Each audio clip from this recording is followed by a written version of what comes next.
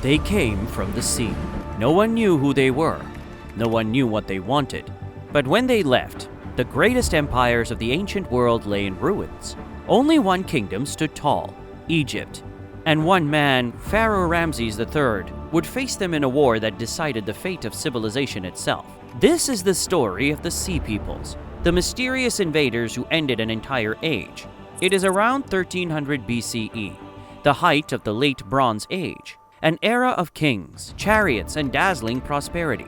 Across the Mediterranean, a network of powerful kingdoms thrives. To the south stands Egypt, ruled by god-kings whose monuments pierce the desert sky. The Nile overflows with life, its waters feeding endless fields of golden grain. Egyptian ships glide down river from Thebes to the sea, carrying papyrus, linen, gold, and grain, trading with distant lands across the Mediterranean. To the north, in what is now Turkey, rises the Hittite Empire. Fierce warriors and skilled diplomats, masters of iron and chariots. Their capital, Hattusa, is a fortress of stone lions and towering gates, where kings ruled through might and strategy. Across the Aegean, the Mycenaeans of Greece reigned from citadels like Mycenae, Tiryns, and Pylos, warrior kings surrounded by treasure. Their fleets sail far and wide, trading olive oil, fine pottery, bronze weapons, and gold. To the east, in Canaan and Syria, great trading ports like Ugarit, Byblos, and Sidon hum with life. Ships arrive daily, loaded with copper from Cyprus, tin from Anatolia, wine from Greece, ivory and gold from Egypt. Even small islands like Cyprus play a major role. The main supplier of copper, the lifeblood of the Bronze Age. These kingdoms are bound not by war, but by trade and diplomacy. Kings sent letters to each other on clay tablets written in Akkadian, the language of international politics. They call one another brother. They exchange gold, silver, fine garments, horses, even royal daughters to seal alliances. This was a golden world, connected, rich, and confident. A world that believed it could never fail.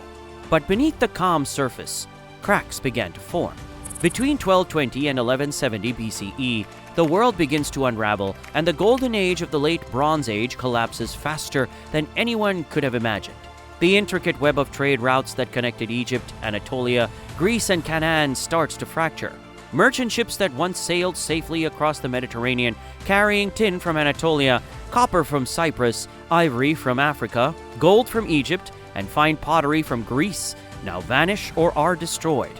Markets grow silent, luxury goods stop moving, armies lose access to bronze, the materials that had built their swords, shields, and chariots.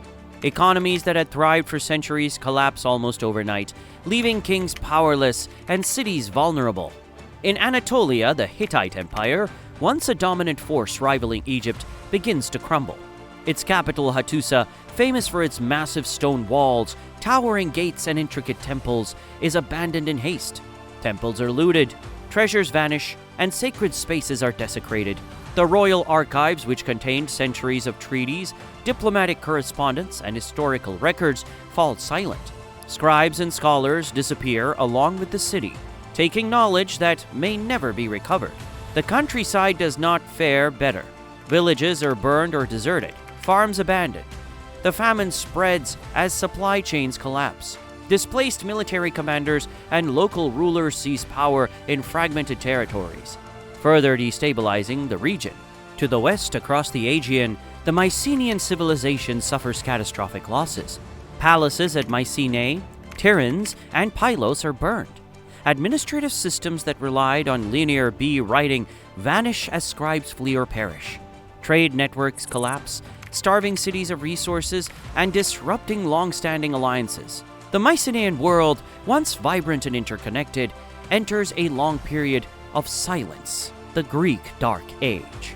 On the eastern Mediterranean coast, prosperous trading cities like Ugarit and Alalak are destroyed or abandoned. Royal families vanish, city walls smolder, and ports that once buzzed with merchants fall silent. Letters preserved in clay tablets speak of desperation. Kings beg for help as enemy ships approach, but no reinforcements arrive. These cities, once hubs of commerce and diplomacy, disappear almost entirely, leaving only ruins as testimony to their existence. Even the Phoenicians' trading ports, vital for connecting the Mediterranean, feel the strain. With the collapse of regional powers, their trade networks are disrupted, threatening the flow of goods for generations. This period is not just about cities falling. It is a systemic collapse of civilization. Armies weaken without weapons, farmers starve without markets, rebellions erupt across the former empires, further fragmenting authority.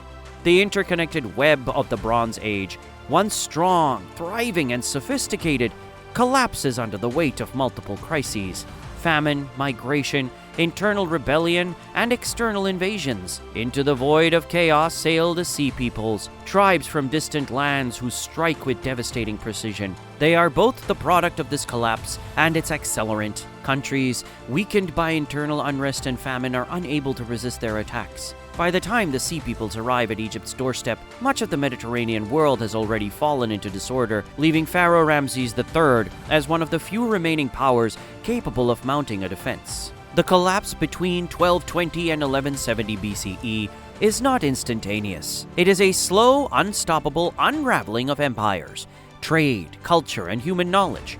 Yet by the end of this period, the Hittite Empire, the Mycenaean civilization, Ugarit, Alalak, and countless smaller cities have vanished, and the world as it was known ceases to exist. From these ashes, new civilizations will eventually rise, but the Bronze Age, the first interconnected global system of empires, ends forever. They appear on the horizon like a storm, the Sea Peoples. The Egyptians call them the Peoples of the Sea. They come from many lands: the Sherden, Shekelesh, Peleset, Luka, and others. They wear feathered helmets and round shields, carry bronze swords, and fight with brutal skill. But these are not simple raiders. They bring their families, herds, and wagons. They come as an entire people, warriors, women, and children, migrating south, looking for new land. And soon they set their sights on the greatest prize of all, Egypt. Pharaoh Ramses III sees the destruction sweeping the world. He knows Egypt will be next, but unlike the others, he prepared. Ramses is not just a warrior, he is a strategist. He studies how the sea peoples fight, fast, mobile, deadly on open ground and sea. So he decides to fight them his way, on his own term. He orders Egypt's northern border, the Nile Delta, to be heavily fortified. He positions archers along both sides of the riverbanks, hidden among reeds and tall grass. Behind them, elite chariots wait, ready to strike. And at sea, Egyptian warships are stationed silently, waiting to spring the trap. When the sea people arrive, their ships fill the delta, hundreds of them packed with warriors, families, and weapons. They think they've caught Egypt off guard. They are wrong. As their fleet enters the narrow river channels, the Egyptians attack. A storm of arrows rains down from the banks. Flaming projectiles strike wooden decks. The trapped ships cannot turn or retreat. Egyptian vessels ram them from both sides, smashing hulls, capsizing rafts. The Nile runs red as warriors fall into the water, drowning beneath bronze armor. The chaos is immortalized on the walls of Medinet Habu, Ramses III's mortuary temple. Rows of sea people's ships overturned, their warriors slain, their families captured. The carvings still stand today, telling the story of the day Egypt survived the apocalypse. When the battle ends, Ramses stands victorious. He declares, "Those who came by the sea, their seed is no more." Egypt is the last kingdom standing, the only survivor of a world that has vanished. But victory comes at a cost, because beyond Egypt's borders, civilization lies in ashes. The Hittite Empire is gone. Cities like Ugarit, Alalak, and Troy are reduced to rubble. The Mycenaean palaces across Greece are abandoned, their people scattered into the countryside. Trade, the lifeblood of the Bronze Age, collapses completely. Without tin and copper, bronze becomes rare. Weapons and tools can no longer be made. Armies weaken, merchants vanish, even kings lose their power. People abandon the great cities and return to simple farming villages. Pottery becomes crude. Architecture plain. Writing disappears.